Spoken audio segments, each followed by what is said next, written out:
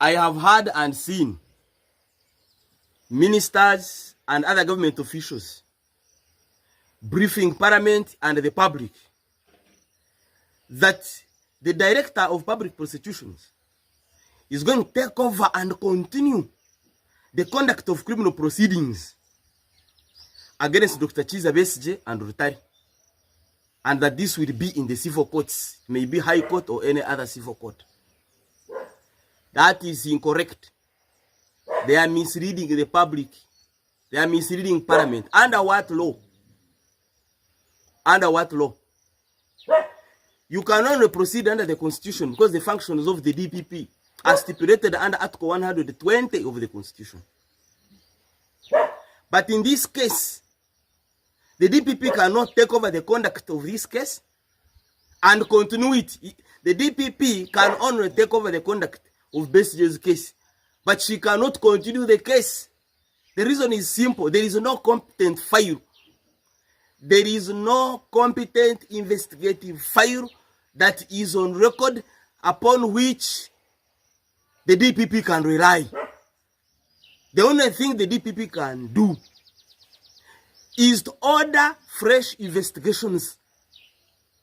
And when the investigations are complete, the file is taken to the DPP.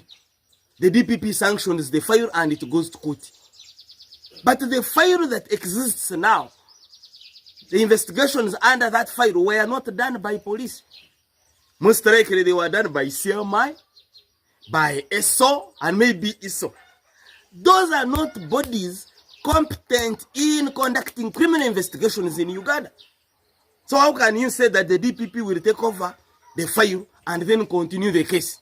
That is improper. That is illegal. Meantime, Dr. Besigye has to be released. Why? Because you cannot put someone in prison and then you go to institute a case against that person. You go to institute actually to investigate the person. Because they have not even brought a complainant in police. CID has not received any complaint against Dr. Kiza Besigye. So you're not going to keep him in prison in order to go and open a case against him at police.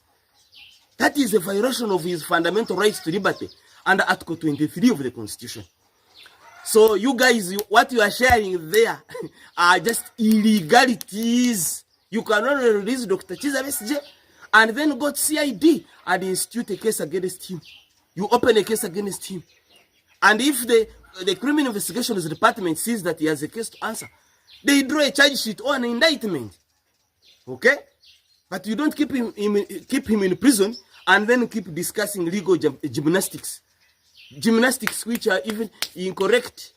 You discuss illegalities every day. I am surprised that government officials, ministers, everybody, they are discussing illegal things and constitutional things, and they are building false hope in the government and in the public.